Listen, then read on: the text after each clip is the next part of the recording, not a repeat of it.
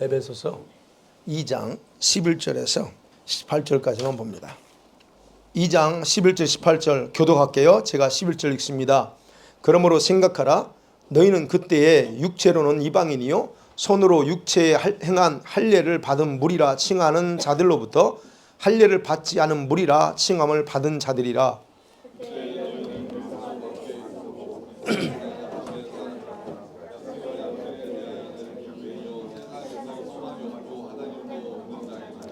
이제는 전에 멀리 있던 너희가 그리스도 예수 안에서 그리스도의 피로 가까워졌느니라.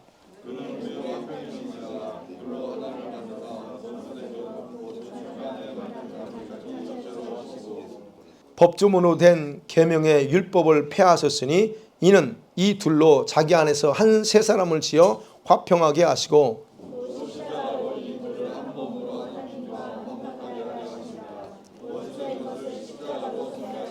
또 오셔서 먼 데 있는 너희에게 평안을 전하시고 가까운 데 있는 자들에게 평안을 전하셨으니 이는 그로 말미암아 우리 둘이 한 성령 안에서 아버지께 나아감을 얻게 하려 하심이라.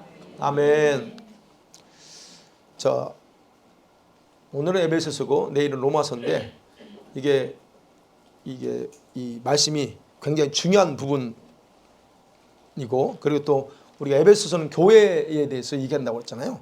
그래서 그 부분을 볼 때 오늘도 굉장히 중요한 부분을 우리 나눕니다. 자, 이방인의 구원을 잠깐 요약합니다.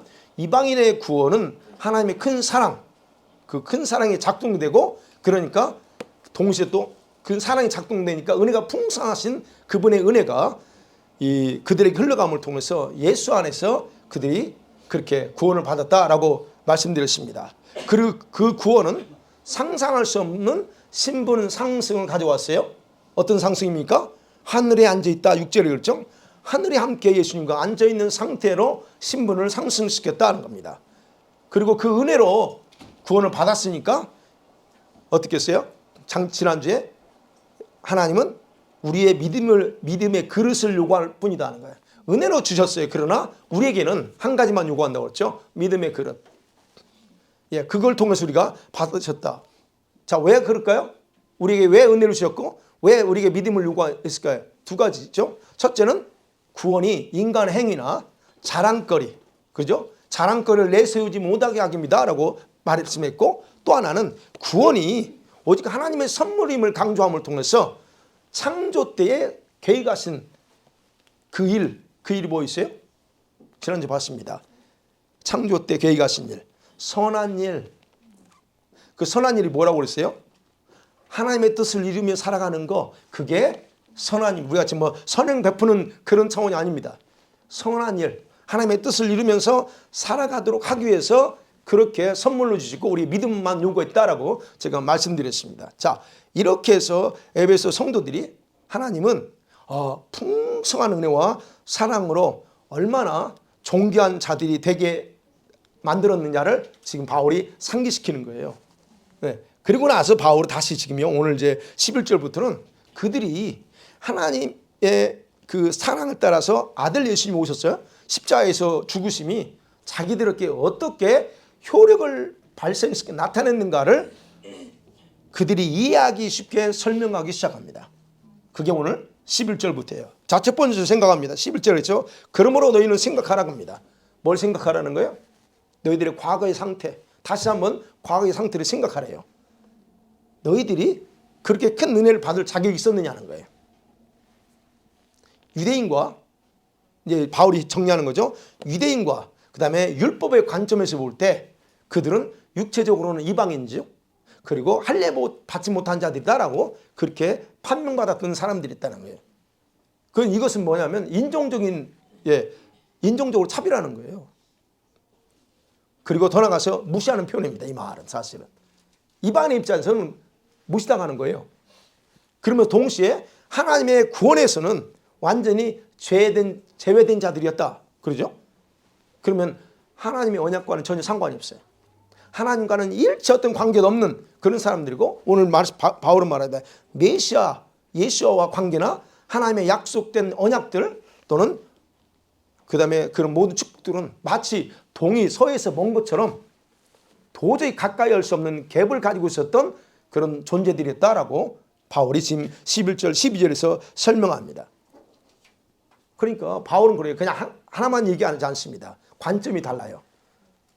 그 율법의 관점에 보면 어때요? 바울이 지금 율법을 설명하거든요. 율법의 관점에서 보면 메시아인 그리스도와는 도저히 함께할 수 없는 사람들이에요. 네. 그리고 하나님 나라에서 제외됐다고 그랬잖아요. 얘들아. 하나님 나라에 갈 수 없는 사람들이에요. 율법의 관점에 불가능한 사람이었다. 그러니까 그래서 표현합니다. 너희들의 삶은 소망이 없어서 그럽니다. 전혀 소망이 없는 상태였다. 이게 실제였어요. 이건 부정할 수 없는 거. 본인들도 알아. 어떻게 표현해도. 우리도 마찬가지죠. 다 합니다. 자, 물론 그들은 자기 나름대로 본인 입장에 우리 입장에서 우리가 잘 살았잖아요. 각자. 뭐 예수 안 믿어도 우리가 얼마나 하고 싶은 거 하면서 얼마나 살 수 있습니까? 그러니까 그거는 내가 입장에 볼 때는 나는 그렇게 잘 살고 있어. 뭐 굳이 필요 없어라고 본인들 입장에서 충분히 지위를 누릴 수 있고 영화를 누릴 수 있다라고 그렇게 생각하고 있다는 거죠. 그런데 예수님과 하나님 나라에서는 결코 합류할 수 없었다는 건 팩트입니다. 아무리 잘 살고 아무리 유명한 업적을 남겨도 하나님 나라는 갈 수 없는 사람이에요. 그러면 생각해보면 바울이 왜 그들의 과거를 이렇게 지적하면서 다시 기억하라고 하는 거예요. 왜 그럴까요? 그래야 자기들이 받은 구원의 이 구원의 선문이 얼마나 엄청나고 귀한 것인가를 좀 더 깊이 이해할 수 있게 하기 때문에요. 저와 여러분이 구원받은 거 엄청난 사건 아닙니까? 근데 우리가 그걸 망각하고 살잖아요. 왜 그럴까요? 바울이 그걸 얘기하는 거예요. 망각하지 말라는 게 이 구원이 얼마나 값진 건데 그렇다고 해서 매일매일 뭐 구원의 감격 속에서 살아야만 된다는 의미는 아닙니다. 성장하면 이제는 구원의 감격 가지고 사는 게 아니에요. 뭘 가서 살아요? 감격 없어도 이제는 우리는 이 말씀의 법에 따라서 살면 되는 거예요. 어린아이 때는 그런 감격을 가집니다. 근데 우리가 성장하면 그거 아니에요. 예, 그 부분을 좀 정리해야 돼요. 그러니까 우리가 생각해보면 우리가 지난날의 과거를 생각해보면 왜 그렇게 살았는지 알 수 있다는 거죠. 그래서 여러분 과거를 돌이켜보세요. 오늘의 은혜가 과거가 없었으면 주어지지 않았어요. 예, 여러분 과거에 부족함이 있었기 때문에 오늘의 풍족함이 귀한 거잖아요. 그죠? 과거의 잘못과 허물을 가지고 있었기 때문에 오늘의 주님의 용서와 지금의 회복이 우리에게 있었던 거잖아요. 그러면 지금 내 현재 모습이 어떻다 할지라도 미래는 어떻다는 거예요? 더 좋아질 거라는 거예요. 그게 바로 하나님의 은혜가 그렇게 만들어. 지금 바울이 그 얘기하는 겁니다. 자, 그러니까 이러한 과거가 없는 사람들은 어떻게 해요? 자기가 받은 이 하나님의 은혜가 얼마나 크게 임했었는가 생각하지 못합니다. 그렇게 생각하지 못해요. 바울은 그래서 현재 자신의 과거를 생각하면서 평가할 때에 뭐라고 그랬어요? 바울 자신에 대해서 나의 나된 것은 뭐라고요? 하나님 은혜였어라고 말하는 거예요. 여러분도 그렇죠? 아, 내가 주님 은혜 아니었으면 이렇게 없어. 이게 바로 돌이켜보면 그렇다는 거예요. 근데 그때는 그랬나요? 아니에요. 바로 그런 부분에서 바울이 그걸 지금 에베소 성도들한테 지적하는 겁니다. 그리고 그분 아래에서 그분의 은혜 아래에서 겸손으로 자신을 낮출 수밖에 없게 되는 거잖아요. 그죠? 자, 우리들은요 스스로 주님과 사람 앞에서 자기 비하면 안 됩니다. 절대로 겸손하고 자기 비하고 구분하셔야 돼요. 아시죠? 자기 비하는 겸손이 아닙니다. 그건 자기 학대예요. 제가 표현할 때. 왜 자기를 그렇게 표현해요? 자기에 대해서 왜 그렇게 엉뚱하게 표현하는 거예요? 그 자기 학대입니다. 겸손은 달라요. 그게 겸손 아니에요? 자, 그러니까 그런 부분에서 자기 비하가 아니라 자신의 과거의 삶에 대한 부끄러움을 가지고 돌아볼 때에 하나님의 은혜를 높일 수가 있는 거예요. 그래서 겸손해 줄 수 있다는 겁니다. 네. 바울이 바로 이런 점을 에베소 성도들에게 상기시켜주고 있다라고 우리가 보시면 됩니다. 왜냐하면 그들이 현재는 어떤 상태예요? 엄청난 지금 신분의 상승 상태에 왔잖아요. 그게 지금 이제 바울이 설명하는 거잖아요. 그러기 때문에 그렇다. 자, 그러면서 이게 12절까지죠. 자, 그러면서 이제 13절부터 그럽니다. 우리가 두 번째 생각할 수 있는 것은 바로 그런 사람들에게 예수와의 구체적인 역할이 뭐 있는 거냐. 예수님의 구체적인 역할. 바울은요, 에베소 성도들의 과거의 상태를 상기시켜주면서 이제는 예수와의 피로서 하나님과 가장 가까운 상태가 되었다라고 강조하면서 절망적이었던 그 마음을 뭘로 바꿔요? 희망적으로 바꿉니다. 네. 유대인과 하나님께 가까이 할 수 없었어요, 이 사람들. 근데 가까이 할 수 있다는 거예요. 지금 이들이 엄청난 희망이라는 거예요. 바울은 여기서도요, 그들이 그걸 뭐라고 하냐, 예수 안에서 그럽니다. 13절에 너희가 그리스도 예수 안에서 그래요. 예수 안에서 성취되었다는 걸 강조하면서 그것이 언제부터? 창세 전에 하나님의 계획의 일부였다라고 말하는 거예요. 모든 것이 예수와 별개가 아닙니다. 예수 안에서 이루어졌다는 거예요. 그래서 바울은 이제 14절부터는요, 에베소 성도들의 과거가 하나님과 유대인과 가까이 할 수 없었던 상태가 무슨 상태였어요? 원수 관계였다 그래요. 이제 이걸 좀 더 구체적으로 합니다. 하나님과 원수 상태에서 그거. 그렇게 해석합니다. 그러면 생각해봐요. 이방인들과 유대인, 또 이방인들과 하나님 관계, 왜 어떻게 무엇이 그들을 원수 관계로 만들었을까 하는 거예요.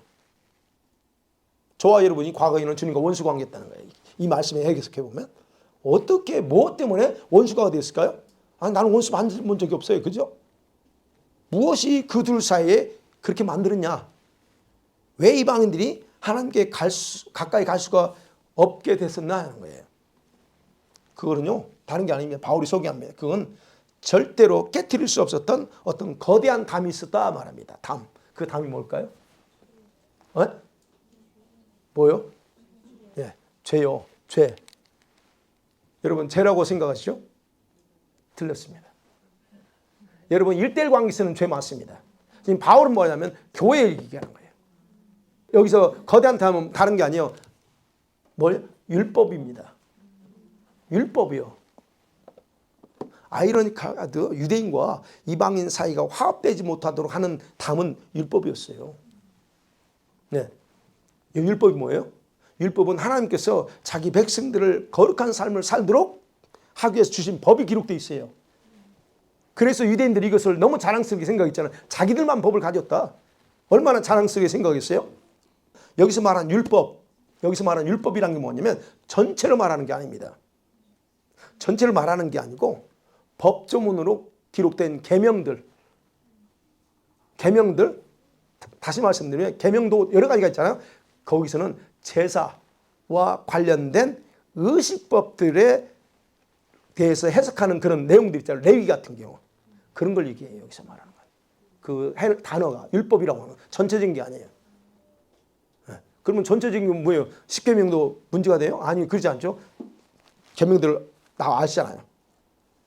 그걸 어떻게 알 수 있냐? 여러분, 성전 알죠? 구약시대의 성전 구조가 어떻게 돼요? 뜰이 있죠. 그 다음에 그 안에 번제단이 있고, 그 다음에 성막, 어제 주일날 봤던 거 있죠. 근데 문제는 뭐냐면 성전에는 이방인들도 들어올 수가 있었어요. 이방인 들어와서 머물 수 있는 이방인을 위한 뜰이 준비되어 있었다는 거예요. 근데 문제는 뭐냐? 유대인들이 그들을 용납을 안 하는 거예요. 처음에는 그럴 수 있어요. 나중에는 용납하겠지만, 근데 나중에 시간이 지나면서 이제 유대인으로 개종하는 사람 있잖아요. 개종하는 사람들조차도 그 안으로 들어오는 걸 허용을 안 합니다. 말씀이 허용을 안 한 게 아니고 유대인들이 허용을 안 하는 거예요. 그래서 오히려 먼 훗날에 그 장소를 돈 바꾸고 양과 염소나 또는 재물을 파는 장소를 만들어버려요. 그게 바로 거기서 이루어진 거예요. 이방인의 뜰이. 자, 그 결과 만민이 기도하는 집이라고 그랬잖아요. 누구든지 와서 기도하는 집이라고 그랬어요. 그런데 이방인도, 그렇다면 이방인도 허용해야 된다는 거예요. 근데 그런 이방인들 허용하려 했던 하나님의 의도와는 완전히 다르게 그 목적을 무시했다는 거예요. 파괴했다는 거예요. 그러니까 생각해보세요. 이것 때문에 얼마나 유대인들이 이방인을 향해서 교만하게 대하면서 조롱과 비난을 했잖아요. 어떻게까지 조롱해요? 개. 이방인들은 더 개 같은 사람들이라고 그렇게까지 말하면서 사람 취급을 안 했어요. 근데 나중에 지들이 이제 자기들이 이방인들에서 당하죠. 바로 이런 것들이 여러분 서로가 원수가 되게 하고 결코 연합할 수 없는 장벽이 되고 말았다는 거예요. 그리고서는 서로 간에 용서하지 못하는 강한 적대감. 그게 이제 14절, 15절 그래요. 강한 적대감을 갖게 됩니다. 용납이 안 돼. 이 적대감이 서로 하나로 할 수 없게 만들고 하나가 되는 걸림돌이 된 거예요. 자, 그럼 여기서 생각해 봐요.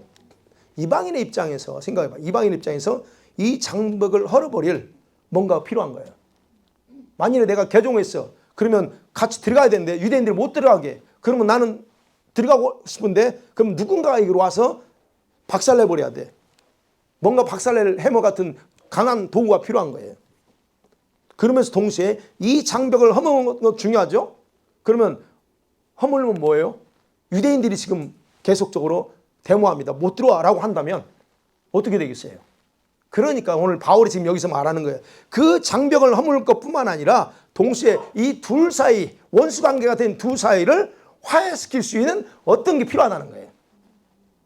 두 가지 역할을 할 수 있는 뭔가 필요하다. 충족시킬 수 있는 대상이 필요하다는 거예요. 그 대상이 누구이냐는 거예요. 바울이 강조한 예수 그리스도 십자가에 있다는 거예요. 십자가의 죽음이라는 거예요. 바로 그게 예수의 그런 어떤 중요한 역할 중 하나라는 거예요. 그래서 14절에서 마지막에 중간에 막힌 담을 자기 육체로 하시고 그랬어요. 육체로 하셨다. 하셨다는 거예요. 헬라 말로 류라는 단어예요. 이 말하면 깨뜨리다, 파괴하다 또는 해체하다는 뜻이에요. 그런데 이 단어 뜻이요. 일시적으로 불완전하게 제거했다는 게 아니에요. 완전히 무결하게 완전히 영구적으로 없애버렸다는 뜻이에요. 그러니까 이 단어가 말하고 싶은 건 뭐예요 그럼? 그 장벽을 완전히 다시 또 리빌할 수 없는 완전히 영구적으로 해체시켰기 때문에 예수님의 십자가의 죽음은 완전했다 하는 뜻입니다. 그러면서 동시에 그 장벽은 다시는 존재할 수 없게 만들었다는 거예요. 그게 바로 예수님의 십자가의 죽음이고 그 역할이라는 거예요. 그러니까 여기서 봐야 돼요. 예수님의 역할이 무엇이었어요? 왜 필요했냐는 거예요. 예수님이 십자가에 없었으면 이게 원수관계는 지금도 이어질 거예요. 근데 바로 예수님이 바로 그 오셔서 그거를 무너뜨렸다는 겁니다. 그게 예수님의 역할이었어요. 그 다음에 세 번째 또 여기서 또 계속적으로 바울이 말하는 것 십자가 나옵니다. 그럼 예수님의 십자가의 효력이 뭐냐는 거예요. 예수님의 십자가의 죽음의 결과로 완성된 것 둘을 하나로 만들었죠. 나눠졌던 걸 하나로 만들었죠. 그리고 분리된 장벽, 그런 장벽을 막힌 담을 다 깨뜨렸고 그 다음에 또 말합니다. 선포된 계명의 전통 15절 법주문으로 된 계명의 율법을 다 패버렸다, 없애버렸다는 거예요. 무효화시켰다는 겁니다. 그 말은. 그리고는 서로 간의 감정의 적대감이에요. 그 적대감을 완전히 제거해서 서로 화해시키고 여기서 나오죠. 15절에 한 몸, 16절 한 몸을 만들었다는 거예요. 이것이 바로 십자가 사건의 핵심입니다. 십자가 사건의 핵심이에요. 자, 이것들이 제거됐어요. 예수님 십자가를 통해서 제거되니까 이제는 어떻게 해요? 유대인과 이방인이 화평을 이루면서 뭘 만들었냐? 자, 15절 같이 한번 읽어볼게요. 중요합니다. 시작. 법조문으로 된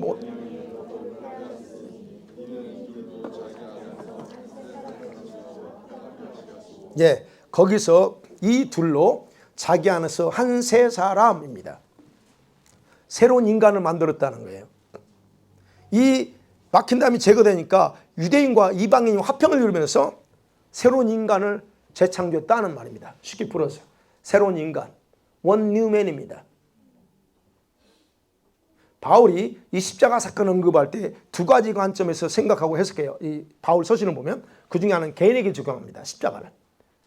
그죠? 우리도 개인에게 십자가 적용하죠. 그리고 적용해서 하나님과 나 사이에 막혀있던 죄의 담을 허물어서 하나님께 나갈 수 있게 됐다. 그게 개인에게 적용하죠. 그게 히브리서 10장 19절 20절 기록되어 있죠. 시작. 그러므로 형제들아 담력을 얻었나니 그 길은 우리를 위하여 휘장 가운데 열어놓으신 산길이요. 예, 근데 예, 분명히 말하죠. 바로 길을 열어놨어요. 누가? 주님이 그렇게 열어놨다는 겁니다. 자, 그러면 이게 개인적으로, 그래서 아까 말했어요. 죄담이요. 우리는 하나님 일대일 관계 속에서 죄담을 다 헐었어요. 자, 그 다음에 다른 하나는 뭘까요? 바로 오늘 본문입니다. 이방인과 유대인들을 연합시켜서 뭘 만들었냐? 우주적인 교회.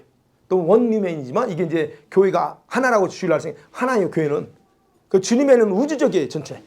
우주적인 교회를 탄생시켰다. 그렇게 해석합니다. 그러면 이방인, 유대인 구분돼 있죠? 할례자들, 무할례자들 막 조롱했죠? 인종차별입니다. 그거. 오늘 보면 인종차별이에요. 적대감이 있었다고 그랬죠? 서로 원수 관계에 대해서 하는 행동, 말들, 개라고 취급하면 그게 누가 기분 좋습니까? 이게 얼마나 그런 거예요. 그런 모든 것들, 이런 구분 때문에 교회가 탄생할 수 없어요. 유대인과 하나님의 계획이 이루어지지 않아. 유대인들이 자꾸 그러니까. 근데 이걸 어떻게 해요? 예수님께서 십자가의 주심을 통해서 모든 장애물을 완전히 다 파괴하고 제거했다는 겁니다. 자, 이렇게 탄생한 교회가 우주적인 교회이고, 그게 여기서 한 세 사람, 한국말로 원뉴맨입니다. 여러분, 원뉴맨이라는 교회 그런 미니스트리도 있어요. 이거는 이방인 교회, 우리 같은 이방인 교회가 최고가 아니고, 우리는 유대인 교회가 반드시 있어야 그게 우리가 정상이에요. 그래서 우리는 이스라엘 위해서 기도해야 되고, 그들을 위해서 많이 어쨌든 해야 됩니다. 그게 바로 하나님의 창조 계획의 목적이 거기 있어요. 자, 그런데 보세요. 이제 인종적인 차원에서 한 교회가 이제 그리스도 안에서 한 인종이잖아요. 이제 우리 뭐 이방 그 없이 됐어요. 근데 바울은 예수님을 뭐라고 그랬어요? 교회 머리라고 그랬어요. 1장 23절에 보면 교회는 그의 몸이야. 그렇게 표현되어 있잖아요. 그러면 성도는 지체라고 하는 원리를 더 명확하게 이해시키기 위해서 여러분, 이방인도 예수님의 지체요, 유대인도 지체이기 때문에 서로 분리돼서는 안 된다라고 강조하는 겁니다. 한 몸이 한 몸. 마치 부부가 한 몸이 된 것처럼 그거 얘기하는 거예요. 원바디. 그래서 다음과 같이 16절 말합니다. 같이 볼게요. 시작. 또 십자가로 이들을 한 몸으로 십자가로 소멸하시고 원몸이 원바디가 된 것에 대해 이 얘기합니다.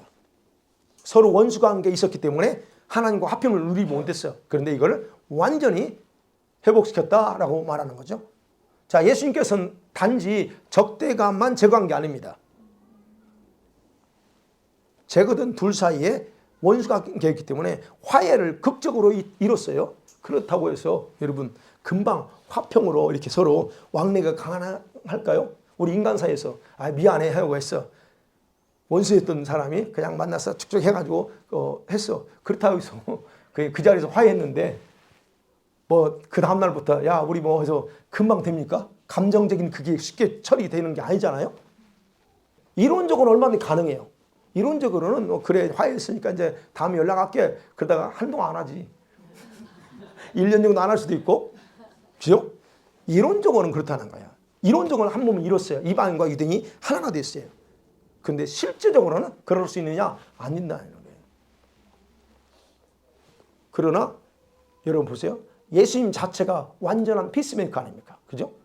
피스메이커이신 이유가 바로 이 둘 사이를 화해시켜 놓고서 서로가 원만하게 관계를 여러분 회복하도록 마음의 반감을 가지고 있는 누가 먼저 반감을 가지고 있을까요? 유대인일까요? 이방인일까요? 네? 유대인이 반감이 있어요? 아니지. 이방인들이 먼저 유대인이 지금 들어오지 못하게 하면 누가 반감을 가지고 있어요? 그대로 속관학질이 하지 이방인이죠. 이방인의 그 마음에는 그런 반감이 많아. 그래서 오늘 중요하게 보셔야 될 게 17절이에요. 이 반감을 가지고 있는 이방인들에게 먼저 샬롬의 복음을 전합니다. 평화의 복음을 전해. 그리고 나서 어때요? 다음에 가까이 있는, 여기서는 표현했죠. 가까운 데 있는 자들, 그게 바로 유대인이에요. 그들에게 동시에 복음을 전했다. 무슨 복음? 평화의 복음, 화평의 복음, 그 복음을 전했단 말입니다. 그러니까 여러분 여기에서 보세요. 유대인들이 얼마나 그 자기만의 그 존심, 자기만의 우월감이 많아요. 근데 이걸 완전 다 깨기 위해서 어떻게 해요? 이방인들이 먼저 복음을 듣고 충만해요. 이 유대인들을 끽소리 못합니다. 그러면서 완전히 무너져요. 그래서 로마서에 가보면 이제 이방인의 충만한 수가 차야지만 이제 그때 유대인들이 돌아와. 그러면 완전한 회복은 그때 돼요. 그러니까 여기서 그 얘기하는 겁니다. 먼데 있는 너희들에게 먼저 복음을 전한다. 우리가 그 복을 우리가 받은 거죠. 이방인들이 우리가. 그래서 우리는 이 평화의 복음을 먼저 우리가 져서 이게 받았기 때문에 우리는 그들에 대해서 무관심해서 안 된다는 거예요. 성경에서 분명히 말합니다. 그들이 없으면 우리는 존재의 의미가 없어요. 근데 우리는 뭐 우리가 다인 것처럼 나만 사랑해 그런데 절대로 성경은 유대인을 제어하고 하지 않습니다. 지금도 마찬가지죠. 지금도 주님은 유대인에 대해서 즉 이스라엘에 대해서 여러분보다 우선순위가 있어요. 우리보다 더 마음을 두는 게 이스라엘이에요. 그런 차원에서 우리가 생각해 보셔야 됩니다. 자, 이 화평의 복음이 바로 둘 사이에 여전히 존재할 수 있는 감정적인 부분을 완전히 녹여버렸다. 그래서 이 복음이 화평의 복음이라고 표현되지만 오늘날 용광로와 같은 거예요. 싹 녹여버려요. 와서. 그래서 회복시켰다는 겁니다. 자, 우리가 하나님 말씀이 우리에게 그대로 성취됩니다. 이론적인 성취가 있고 실제적인 성취가 동시에 있어요. 성경에는. 제가 말하죠. 법적인 권리가 있고 그 법적인 권리가 실제화되게 하는 건 다르다는 거예요. 그런 것처럼 똑같다는 거예요. 이론적인 성취는 실제 생활을 통해서 입증 내지 완성을 해야 됩니다. 여러분에게 뭔가 주어졌어요? 그 권한을 가지고만 있으면 안 돼. 그 권리가 실제 생활에서 증명돼야 된다는 거예요. 왜요? 아까 이 적대감은 감정적인 요소예요. 이것이 풀어져야 돼. 네. 그래서 지금은 유대인, 이방인 할 것 없이 뭐라고 그래요? 주 예수를 믿으라. 그러면 누구든지 다 구원을 받으리라 말하는 거예요. 조건이요. 이제 없어. 그냥 누구도 아니야. 안 그랬으면 유대인 먼저 했겠지. 그렇지 않다는 거예요. 자, 이런 선포를 통해서 유대인들은 선민의식을 낮추게 되고 이방인은 우리식으로는 자존감, 그들에 대한 이게 올라가는 거예요. 그러니까 우리가 얼마나 올라가 있습니까? 우리 이방인, 우리가 마치 최고인 것처럼. 바로 그게 이 십자가의 복음을 통해서 했다는 거예요. 자, 이렇게 만드신 후에 예수께서는 이제는 중요한 거야. 한 성령 안에서 이방인 유대인을 아버지께 데리고 왔다. 그게 18절이죠. 18절 같이 한번 더 읽어볼게요. 시작.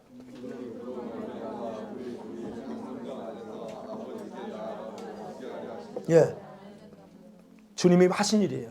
이렇게 함을 통해서 이방인과 유대인들을 다 같이 이방인만 데리고 간 게 아닙니다. 유대인 같이 다 어디에 아버지께 데리고 가셔요. 여기 나아감을 그죠? 아버지께 나아감을 얻게 하려 하십니다. 데리고 간다는 얘기예요. 간단하게 표면 예수님이 이방인도 데려가고 유대인도 데려갈 수가 있었다. 즉 아버지께 제물로 드린 거라는 거예요. 자기 십자가를 통해서 얻은 그 이방인 유대인 우리가 교회죠. 이거를 제물로 바치는 거예요. 아버지 내 십자가의 표의 결과가 이겁니다. 열매를 하나님 앞에 자신이 완성한 열매를 올려드린다 하는 의미입니다. 18절이. 그러니까 저와 여러분이 얼마나 축복받았어요. 여기서 나아간다 그랬잖아요. 나아가려 하면 헬라어로 프로사고겐이라는 단어예요. 이건 높은 사람이나 신에게 접근한다. 접근할 수 있는 어떤 열쇠를 받는 특권을 말하는 단어예요. 억세스키라는 거예요. 누구한테 가요? 근데 높은 사람 또는 신한테 이제는 접근할 수 신의 문을 열고 들어갈 수 있는 억세스키가 주어졌다는 얘기예요. 그 말이 나아간다는 얘기예요.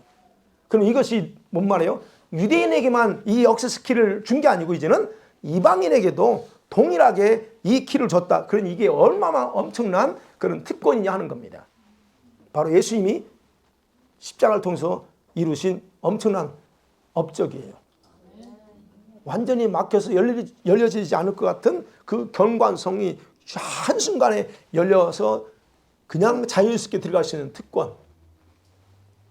자, 이렇게 나아감을 통해서 이방인들이 이제는 저와 여러분이 자연스럽게 하나님을 아버지라고 부르고 오늘도 그분을 예배할 수 있게 해서 됐다.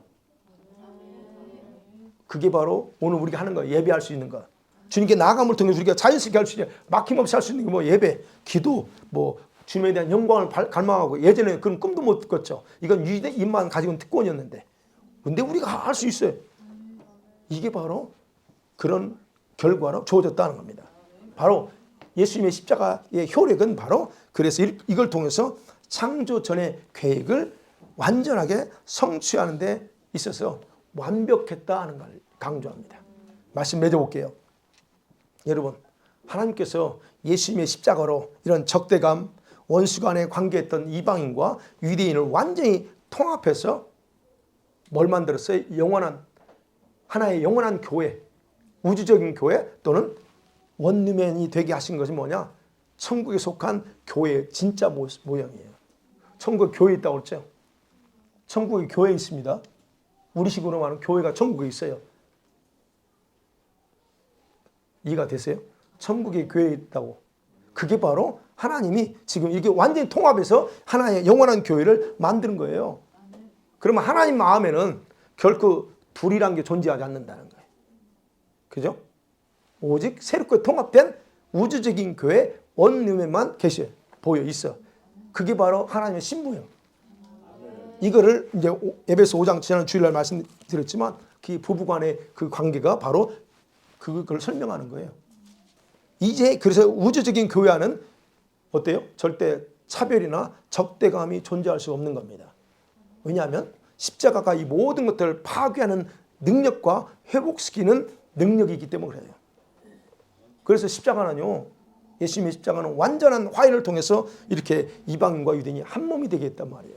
그렇기 때문에 우리가 공동체 안에서, 교회 공동체 안에서 서로 간의 적대감, 시기, 갈등은 절대 용납할 수 없다는 겁니다.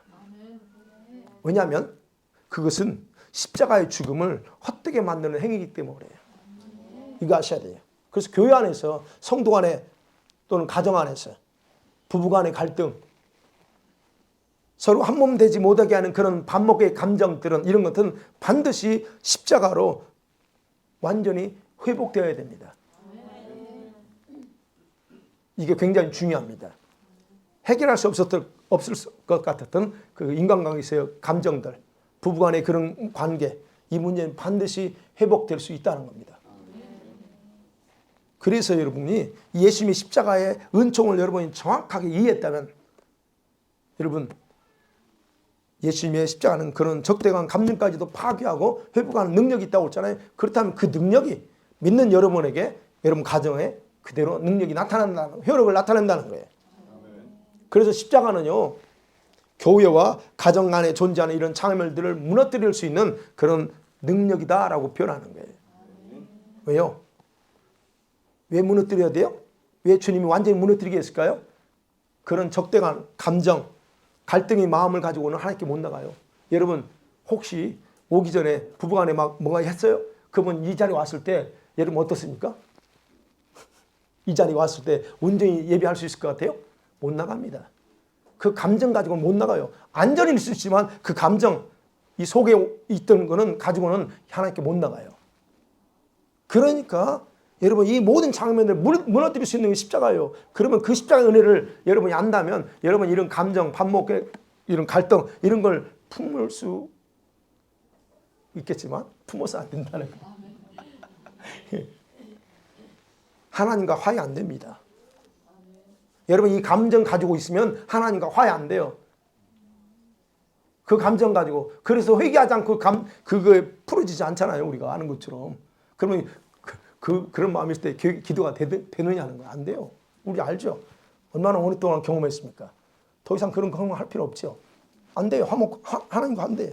부부간에도 연합이 안 되는 거예요. 그래서 여러분, 이 장애물을 무너뜨리는 십자가의 능력, 그 능력, 이 십자가를 온전히 바라봐야 된다. 서로 탓하고, 그래서 서로 이렇게 니탓 내탓하면 그게 바로 지옥입니다. 교회가 지옥이 될 수 있어요. 성도들 간에 하고 목회자고 성도가 부르면 이게 지옥이에요. 지옥이라는 게 여러분 뭐 꼭 뭐 불만 타고 이런 게 아니잖아요. 부부간에 얼마나 가정에 지옥을 만듭니까? 예. 그래서 이 십자가는 제가 얘기해요. 십자가는 여러분의 가정과 삶에서 바로 이런 지옥 같은 걸 제거했다는 거예요. 그리고 우주적인 교회를 회원으로, 우주적인 교회 회원으로 저와 여러분을 이렇게 삼아주셨다는 거예요. 자, 그러기에 여러분 예수님의 십자가의 죽음 없이는 교회는 존재할 수 없고 여러분도 존재할 수 없습니다. 그래서 여러분의 삶에서 예수님의 십자가가 최고의 자랑거리가 되기 하시기를 간절히 축원합니다. 아멘.